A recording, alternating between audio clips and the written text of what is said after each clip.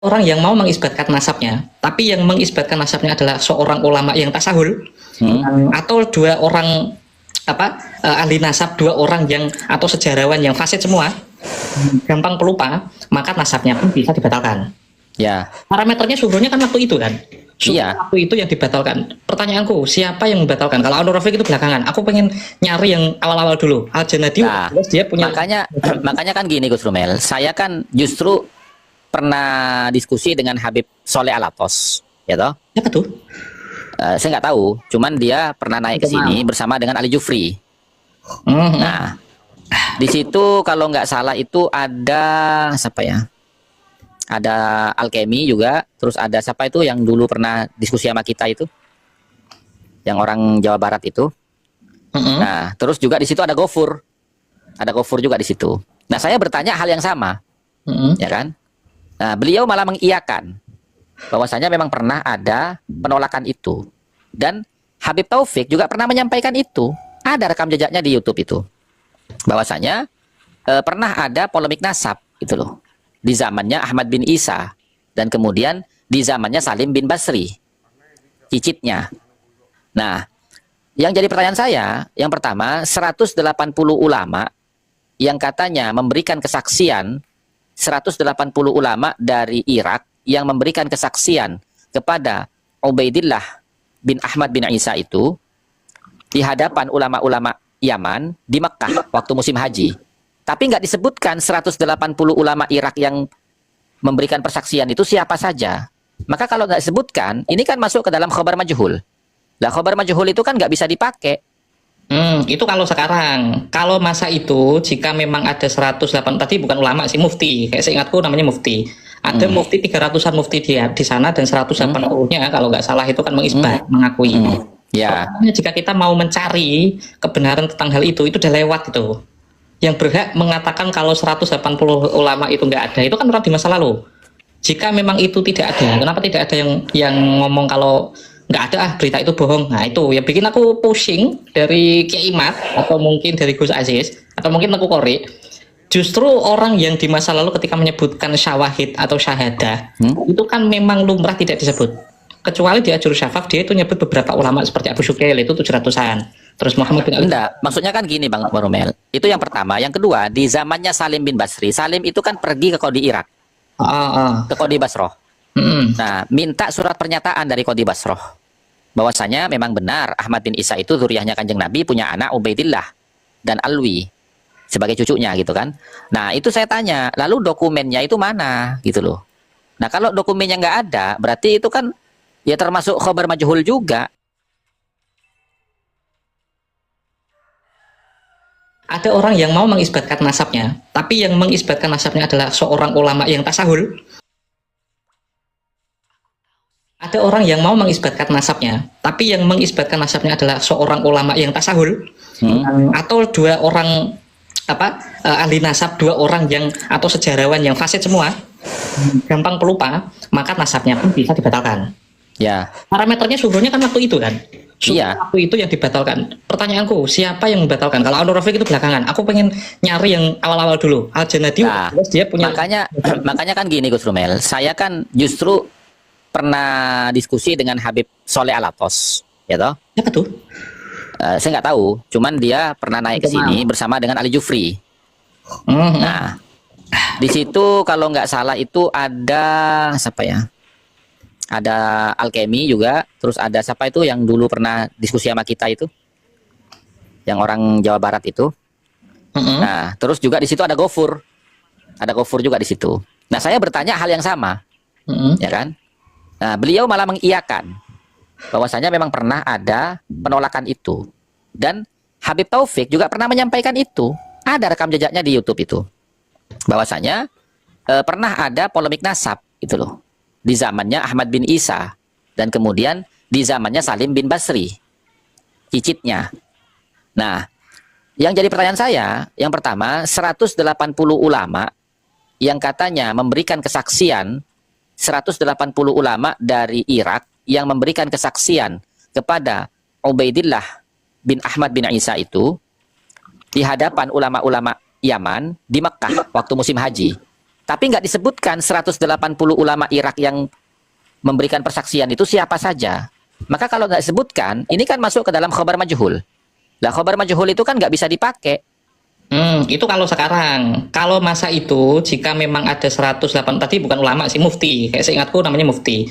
Ada mufti 300-an mufti di sana, dan 180-nya kalau nggak salah itu kan mengisbat, mengakui. Ya. Jika kita mau mencari kebenaran tentang hal itu udah lewat itu. Yang berhak mengatakan kalau 180 ulama itu nggak ada, itu kan orang di masa lalu.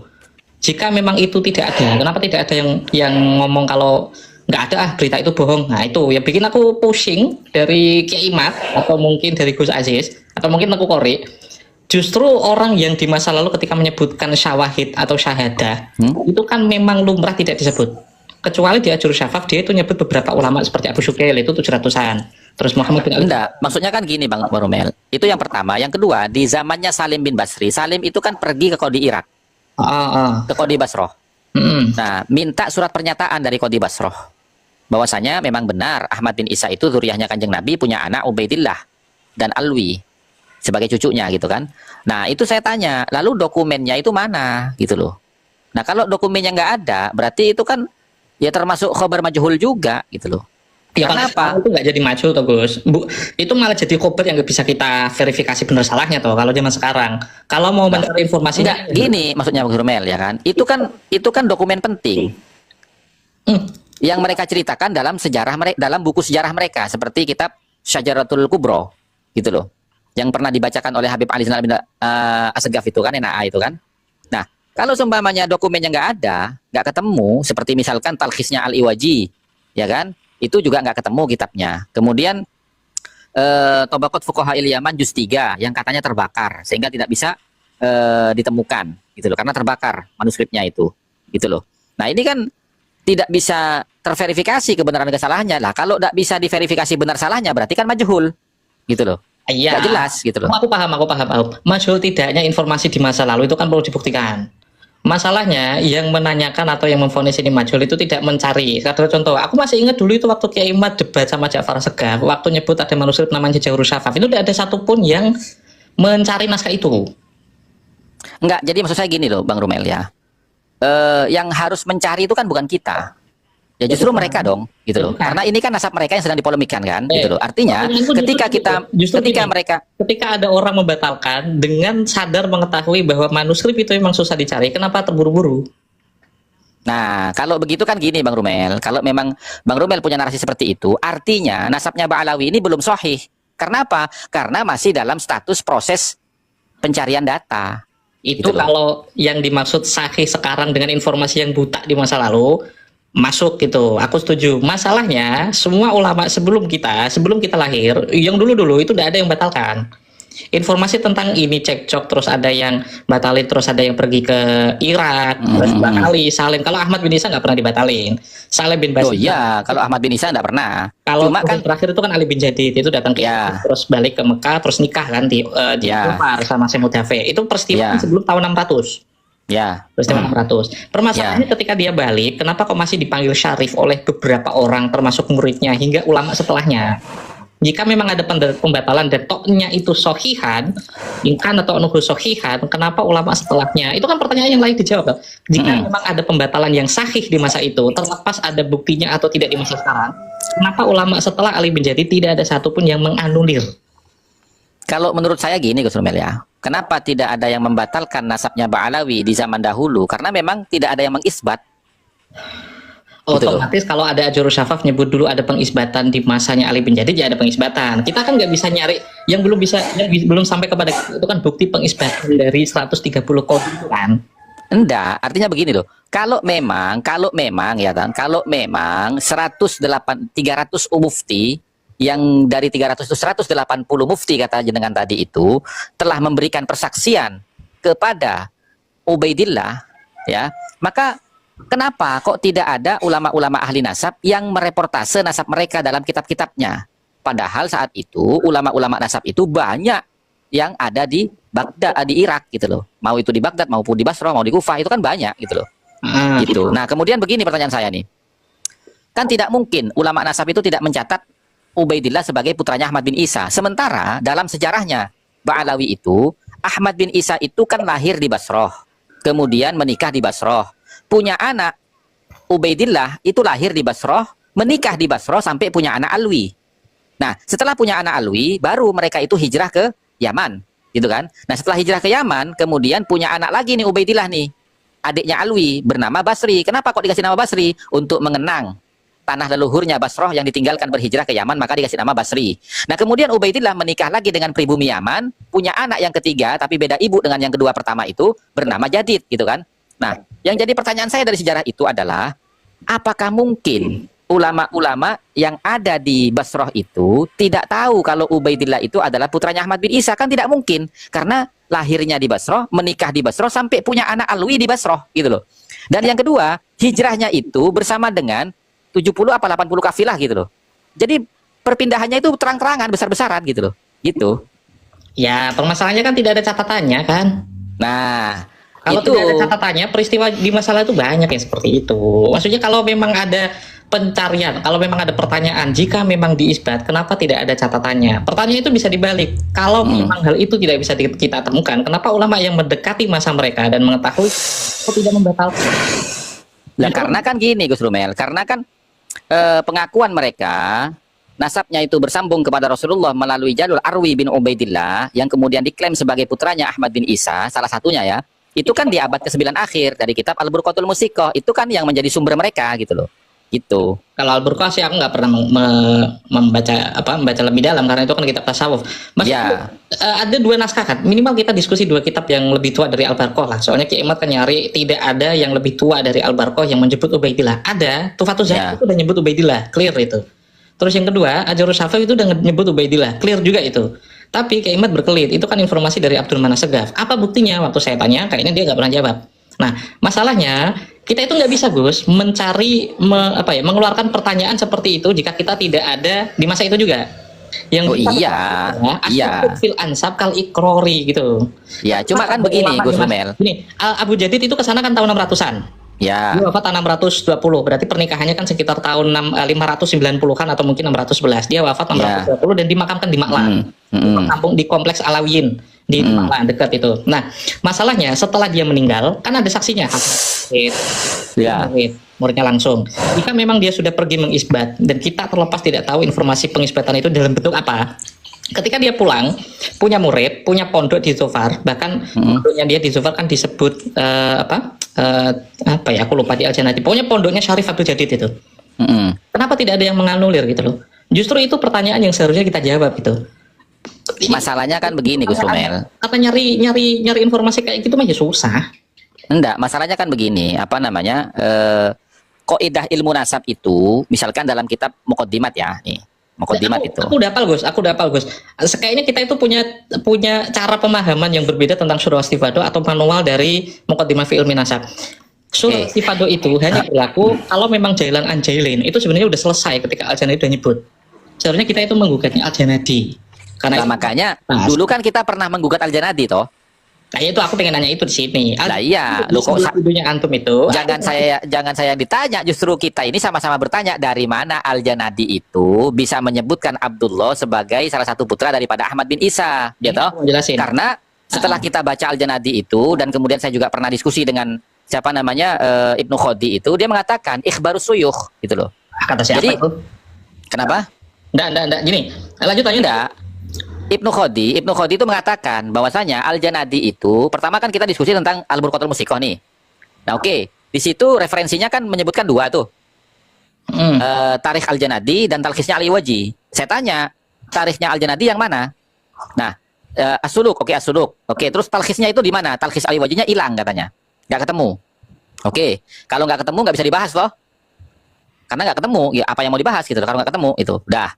Nah, kemudian tinggal satu sumber nih yang disebutkan Al-Burqah, As-Suluk. Nah, As-Suluk itu saya tanya, As-Suluk itu sumbernya dari mana? Dia menyebutkan nama Abdullah sebagai salah satu putra daripada Ahmad bin Isa, sementara ulama-ulama nasab dan kitab-kitab nasab yang muktamad itu tidak pernah menyebutkan nama Abdullah sebagai salah satu putra daripada Ahmad bin Isa, gitu loh. Nah, dia mengatakan sumbernya itu Al-Janadi dari Ikhbarus Suyukh. Yang kedua, dari kitab Tabaqat Fuqaha'il Yaman pada juz 3. Nah, saya tanya, nah juz 3-nya ada nggak kamu gitu loh? Nah, terus kata dia, nggak ada Gus, karena kitabnya terbakar katanya. Nah, begini, kalau sampean alasannya satu talkhisnya Iwaji itu hilang, kemudian Tabaqat Fuqaha Yaman itu menyebutkan keluarga Ba'alawi di juz 3, yang mana juz 3-nya tidak bisa ditemukan sekarang karena dulu terbakar, maka itu masuk kepada madzannul wada'i wal kadhibi fil ansab. Loh, Dalam tunggu. nasab Itu gitu loh. kalau di masa dulu kitab itu tidak pernah didapat. Gini, permasalahan itu relevan kalau kita nggak tahu nasabnya Ba'alawi dan sekarang dia mengaku-ngaku gitu loh, Gus. Masalahnya memang berbeda kok. Gini loh, aku Ya. yang ngobrol sama Aziz. Ya. Jenengan itu kan mau menggugat surah wasifatunya Ba'alawi, ya kan? Kalau saya begini, bukan menggugat, saya itu bukan menggugat, cuman gini, kalau Ba'alawi itu menggunakan metode syuhra istifadhah di dalam mengkanter Kiai Imad, itu nggak bisa. Kenapa? Karena dari sejarahnya Ba'alawi sendiri itu banyak polemik di dalamnya. Di antaranya tadi yang saya ceritakan di zamannya Ahmad bin Isa, terus di zamannya Ubaidillah, terus di abad ke-12 Hijriah Syarif Aun Ar-Rafiq gitu loh. Nah, ini kan penolakan-penolakan ini itu kan secara khusus dan secara umum itu sudah memenuhi gitu loh. Ya, Dan kemudian au fil wasa'iqil bayyinat. Wasa'iqil bayyinatnya itu kitabnya Ba'alawi sendiri gitu loh. Gini. Pembatalan kalau nggak sahih itu derajatnya sama penisbatan yang nggak sahih gitu loh. Oh iya, betul. Kan begini. Ya kita permasalahkan itu jejak syuhrah wastifadhahnya dari Ba'alawi pernah dibatalkan secara sahih atau tidak kan gitu. Makanya nasabnya batal. Oh enggak, kalau di sini itu jelas an intifa'ul mu'arrati fil umumi wal khususi au fil wasa'iqil bayyinat. Kalau yang sampean sebutkan pembatalan yang sahih itu kan khusus. Gitu loh. Masuk kategori khusus itu. Ini semua disebutkan umum maupun khusus atau ada keterangan atau dokumen yang menerangkan tentang penolakan itu, seperti kitabnya Ba'alawi yang menceritakan sejarahnya mereka pernah ada polemik di zamannya Ahmad bin Isa dan Ubaidillah gitu loh. Gitu. Nah, kalau yang jenengan maksud itu yang khusus itu. Khusus gimana tuh? Loh. Intifa'ul mu'aradati, tidak adanya penolakan fil umumi, secara umum, wal khususi dan khusus. Gitu loh. Nah, kemudian au fil wasa'iqil bayyinat. Jadi ada 3 penolakan itu, Bang Rumel.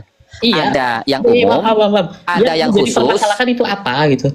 Loh, saya ini menanggapi jenengan. Tadi kan ngomong, adakah penolakan yang sahih? Nah, penolakan sahih itu yang khusus. Yang umum, kan ada. Ya itu. Terus wasaiknya ada gitu loh. Siapa yang membatalkan waktu itu? Loh, tadi itu di kitabnya itu loh, di kitabnya Sajarah Kubro itu loh. Kisahnya itu berakhir dengan pensahihan dan penganuliran to'en itu kan. Nah, makanya tadi saya tanyakan, kalau memang kisahnya seperti itu, ya toh, yang berakhir kepada pensahihan, artinya sudah ada syahadah dari 180 mufti Ya, tadi. masalahnya syahadah itu di mana kan gitu. Ya iya. Ya syahadah itu kan perlu dicari, aku pun belum dapet. Nah, makanya kemarin kan saya sarankan kepada mereka, Gus Rumel, bahwasanya untuk mereka jangan ke saya, itu biar mereka. Iya, ke mereka. Saya katakan ke mereka. Jadi jika terakhir yang digugat ada Ali bin Jadid, jika memang tidak disahihkan, logikanya kita balik ya. Jika memang tidak disahihkan ketika dia ke Basra dan kembali pulang, kenapa ulama setelahnya nggak ada menyinggung satupun penganuliran itu jika memang sahih? Pertanyaan kan gini, Al-Janadi ketika mensahihkan, berarti kan dia itu dikenal sebagai si keminsikoti mu'arikhil Yaman. Mekanisme turuk isbatin nasab itu Al-Janadi pasti paham, Al-Khazraji pasti paham, Al-Athaiyah Asaniyah pasti paham, Dirasul Alam pasti paham, semuanya pasti paham karena itu kan mekanisme dasar sebuah persaksian itu disahkan atau tidak. Tidak ada satupun yang menganulir gitu. Justru penganuliran. Iya, tapi kan gini Bang Rumel, tapi kan begini. Dramatisasi. Tapi kan begini, sumber-sumber dari kitab mu'arrikhin itu hanya menjadi data pendukung. Kata siapa? Loh, di dalam kitabnya begitu. Gus, itu kitab untuk gitu loh Gus. Jadi kan nyari syuhra wastifadhah itu buktinya ada atau tidak sehingga bukan kok lari ke surah istifadhah lagi. Sampean kan barusan itu membahas masalah kitab-kitabnya Al-Janadi. Ya toh, sampean sebut sebagai pendukung. Apa dalilnya gitu loh. Loh, karena bukan kitab nasab, kitab sejarah itu. Ulama di masa lalu itu justru memakai kitab itu sebagai sumber rujukan jika memang itu tidak bisa dipercaya dan tidak bisa mengisbat nasab. Loh, kitab mana yang dijadikan rujukan dari kitab-kitab sejarah? Itu mengutip ketika dia mengisbat nasab dari Yaman itu pakai Al-Janadi, Gus. Tuh. Ibnu Hajar Al-Asqalani mengisbat siapa? Ibnu Hajar Al-Asqalani. Ya, mengisbat siapa? Ya banyak orang, ada 56 kutipan, salah satunya itu dia mengutip orang ini, aku nukil dari ini dijelaskan Al-Janadi. Semuanya pengisbatan, itu pakai Al-Janadi. Oke. Pertanyaan, apakah itu tidak bisa dipakai sebagai sumber primer?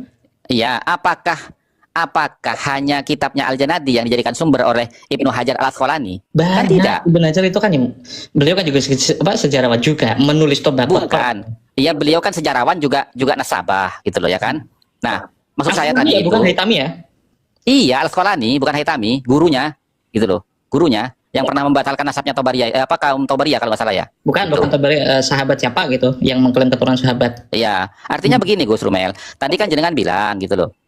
Buktinya Ibnu Hajar Al-Asqalani saja itu masih mengutip kitabnya Al-Janadi. Nah, bukan hanya mengutip, bahkan mempercayakan pengisbatan itu dari sumbernya Al-Janadi. Apakah hanya sumbernya Al-Janadi saja? Kan tidak. Ya banyak. Nah, makanya di antara yang banyak itu berarti ada Al-Khazraji juga, Al-Khazraji mengisbat Ba'alawi juga. Loh, iya, artinya kan begini. Kalau saya sih ngikut kepada ini aja. Wala ibrata bi taqrirati man laisa min ahli dirayati bin nasab. Itu manualnya. Aku tahu. Yang pasti kita sudah sepakat. Aku bertanya, kita sepakat atau tidak? Ibn Hajar Al-Asqalani mengerti betul kaidah menetapkan. Oh iya, karena beliau nasabah. Selain beliau itu seorang sejarawan, ketika ya kan? Beliau juga nasabah gitu loh. Ketika seorang sejarawan itu mengutip Al-Janadi, Asulul fil Ulama wal Furuq, dia mengutip Al-Athawi Al-Saniyah, dia mengutip Tabaqat siapa itu?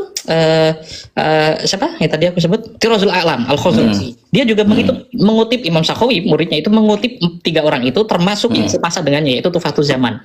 Mungkinkah mereka memakai informasi dari orang yang tidak bisa dipercaya atau pengisbatannya batal? Ada satu pesan penting. Imam Ibn Hajar pernah ke Zabid ke Yaman 2 kali. Ketemu Asqalani itu ya. Yang Asqalani apa Al-Haitami? Asqalani aku nggak nyebut Haitami. Ya oke. Enggak, takutnya tadi beda lagi karena yang ke Zabid gitu. Nanti Al-Haitami soal sahabatnya nanti kita komal kali lain lah, Ya. Enggak, apakah Ibnu Hajar Al-Asqalani juga mengisbat nasabnya Ba'alawi? Tidak ada penulisan tentang itu, tapi Ibn Hajar Al-Asqalani diwakili oleh muridnya yang mengisbat Ba'alawi. Di Imam Sakhawi itu aku nemu 115 pengutipan, 1 dari Al-Janadi, 2 Athawi Al-Saniyah, 3 Al-Khazraji, 4 Tufatul Zaman karya Al-Ahdal yang menuliskan silsilah Abu Abi Alawi sampai ke Ubaidillah. Perlu diketahui Tufatul Zaman itu rampung ditulis 824 ketika siapa itu? Ali bin Abi Bakar Asy'afran baru berumur 4 tahun. Itu udah nulis, kitabnya sudah rampung ditulis tahun 824. Sudah menuliskan nama Ubaidillah sebagai leluhur dari Abul Hasan Ali bin Jadid. Pertanyaanku masih sama. Jika memang kitab sejarah ini tidak bisa dipakai atau ini jadi kitab sekunder, bukan kita Gus yang berhak menilai itu. Imam Ibn Hajar Al-Asqalani, jika memang belibet, Imam Ibn Hajar Al-Asqalani itu memakai kitab itu sebagai sumber referensi. Nanti kalau ketemu Kiai Isya juga aku kalau gini Gus, kalau seumpamanya beliau itu an-nasabah, ya dia boleh menggunakan referensi dari kitab manapun. Yang penting kan begini, misalkan ya catatan nasab yang tidak masuk di dalam kitab-kitab nasab itu kan disebut ruk'ah atau arik'ah gitu loh. Dan syaratnya itu kan harus qat'iyyud dilalah alal maksud. Nah, pertanyaannya ketika Imam Ibn Hajar memakai semua kitabnya Al-Janadi baik di halaman 1 atau 2, apakah beliau tidak mempercayai Al-Janadi?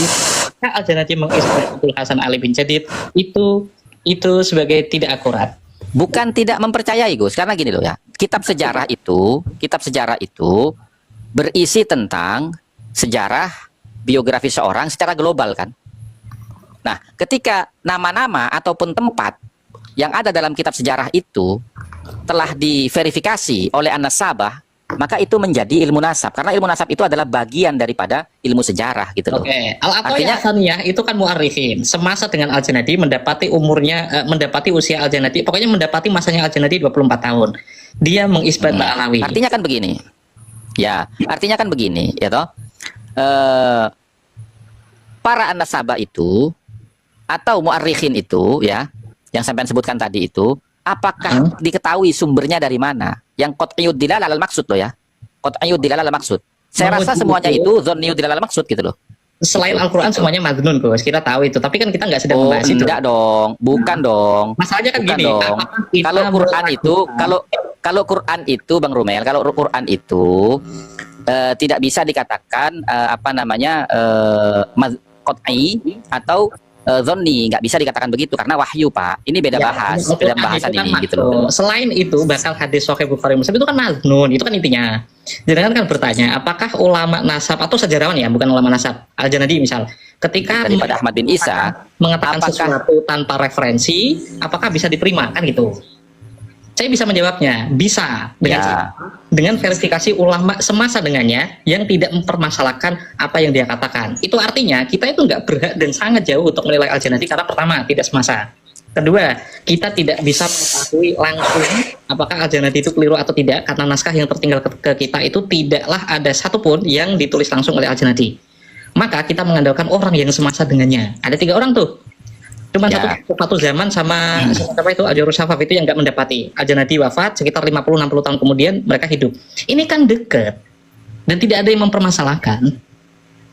Pertanyaan yang pertama memang aku nggak bisa jawab. Tapi apakah Al-Janati memakai referensi untuk menulis semua kitab di 2 juz itu? Di Muqaddimah dia menjelaskan 3 referensinya. Ibn Samroh, terus siapa lagi aku lupa, Gus Aziz pernah bahas. Tapi ada 2 nama yang tidak pernah disebutkan Gus Aziz. Jadi ada 2 orang, aku pernah bikin konten tentang itu. 2 orang itu orang yang semasa dengan Ibn Samurah, muridnya Ibn Samurah, dan menulis taklik dari kitabnya Ibn Samurah. Kitab itu, menurut pengakuan di akhod tuh minta alikihi, pokoknya aku mengambil dari taklikannya orang ini, Al-Hamdani sama Al-Himyari, 2 orang itu nama-namanya apa? Aku mengambil nama-nama dan nama-nama orang di dalam kitabku dari kitab taklikan itu. Itu kan murid langsung dari Ibn Samurah. Kalau memang nyari apakah memiliki apa ya, memiliki sanad atau informasi sumbernya, ulama nasab gak ada yang memakai sumber kecuali beberapa hal, seperti ada gugatan orang ini Farrodahu Syaraf, ini diisbat bapakku Abdul Hunaim tapi yang lain tidak. Selain itu nggak pernah menyebutkan referensi. Sekadar contoh ya, aku di Robito kemarin menyebut 1 orang yang menurut orang yang semasa dengannya, sama-sama di Basroh, itu diisbat seorang ahli hadis, tetangganya malah. Tapi di Al-Ubaidi itu nggak ditulis, Al-Majdi nggak ditulis. Padahal mereka sezaman. Bahkan mbahnya orang ini itu tidak ditulis, yang namanya Abdullah atau Muhammad itu nggak ditulis oleh Al-Ubaidili dan juga siapa itu Al-Majdi, Ibn Tubatwa juga nggak nulis. Bahkan Asy'ariyah Al-Barokah nyebut mbahnya itu cuma punya anak 1.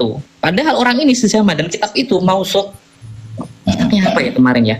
Aku lupa lah, itu di Robito Alawiyah. Itu jadi bukti kalau kitab nasab itu nggak ihatoh.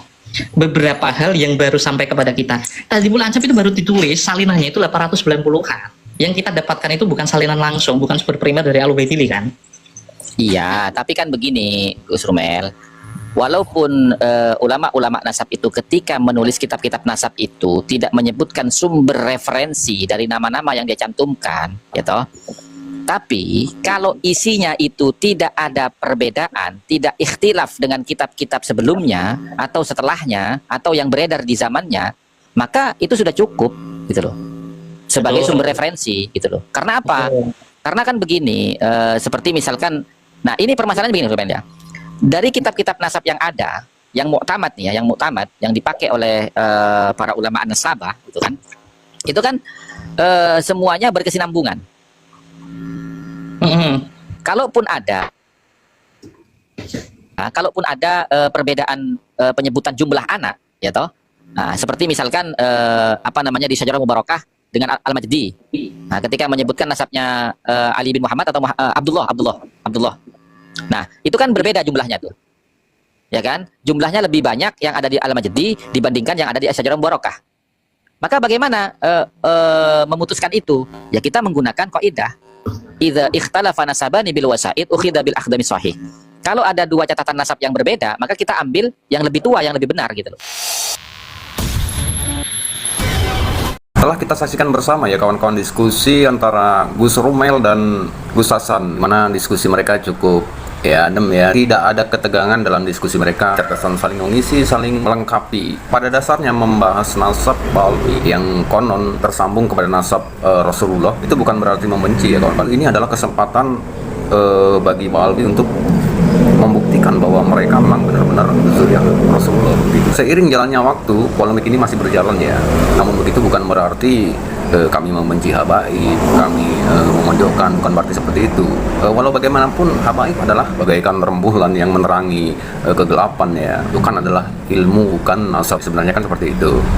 Dan kemudian andai saja terbukti bukan zuriyah Nabi, terbukti tidak tersambung dengan nasab Rasulullah, ya kami tetap cinta, kami tetap ngugemi lah ya kalau bahasa Jawanya, tetap mentauladani ilmunya, kan seperti itu. Bukan berarti misalkan tidak tersambung nasabnya kita tidak lagi ngugemi gitu ya, kita tidak lagi mempercayai Dalam hal ini kan sebenarnya pemicu sebenarnya dari oknum-oknum Ba'alawi yang ya fakta di lapangan bahwa banyak oknum Ba'alawi, banyak oknum habaib ini yang memanfaatkan zuriyah Nabi tersebut demi kepentingan pribadi ya. Itu hal ini tidak mereferensikan bahwa semua habaib itu seperti itu dan tidak memanifestasikan bahwa semua habib itu seperti itu tidak sebenarnya.